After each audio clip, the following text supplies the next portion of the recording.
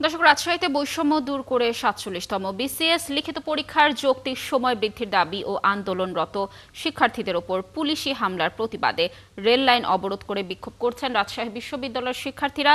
এই মুহূর্তে সেখানে রয়েছেন আমাদের সহকর্মী রাশিদুল হক রুশো। সর্বশেষ তথ্য জানাতে যুক্ত হচ্ছেন আমাদের সঙ্গে।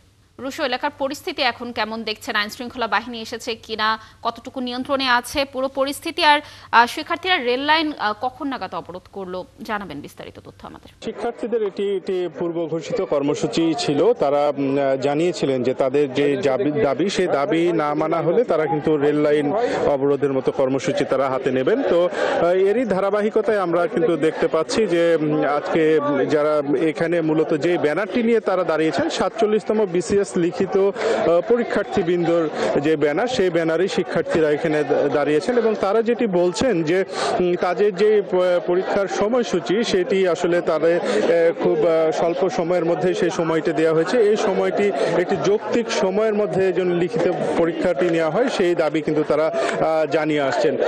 তো তাদের এই দাবিতে আসলে কোনোভাবেই পিএসসি কর্ণপাত করছে না এবং বিভিন্ন সময় তারা যে আন্দোলনটি করেছেন সেই আন্দোলনে তাদের কিন্তু পুলিশ হামলা করেছে তাদের উপরে, তাই আন্দোলনরত শিক্ষার্থীদের আহত করেছেন এমন কিন্তু আসলে অভিযোগ রয়েছে। তো সবকিছু মিলিয়ে তারা আসলে এই আন্দোলনটি করছেন।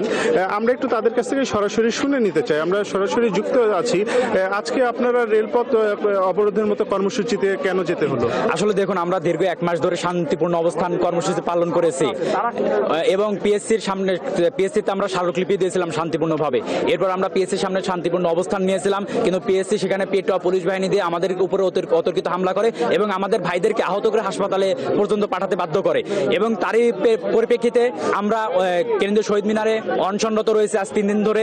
সেখানে তারপরে পিএসসির কর্ণপাত হচ্ছে না। আপনার বাংলাদেশের সকল ছাত্র রাজনৈতিক সংগঠন, ছাত্রদল, ছাত্র শিবির, ইসলামী ছাত্র আন্দোলন, এনসিপি সবাই বলছে এই টাইমটা যৌক্তিক না, আপনারা একটা যৌক্তিক সময় দিয়ে নতুন রুটিন প্রকাশ করুন। পিএসসি তাতেও কর্ণপাত করছে না। এজন্য আমরা আমাদের শান্তিপূর্ণ অবস্থান থেকে আমরা একটু কঠোর হয়েছি। আজকে রেলপথ অবরোধের মতন কর্মসূচি নিতে আমাদের কতক্ষণ থাকবেন আপনারা? আমরা আজকে যত সময় তাদের শিডিউল লঙ্ঘিত না হবে তত সময় আমরা এখানে অবস্থান করবেন ইনশাআল্লাহ।